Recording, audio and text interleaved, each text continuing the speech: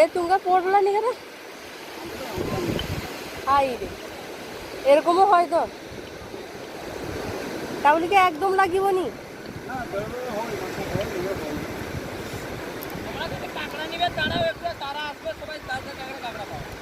এটা কাঁকড়া ধরো জাল নি?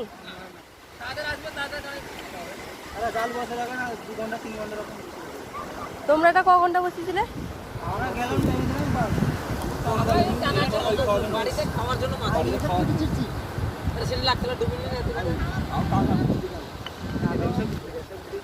কিয়ার জন্য এত খরচা কষ্ট করুছো, তাই তো বিক্রি করে হলো ভল করছো।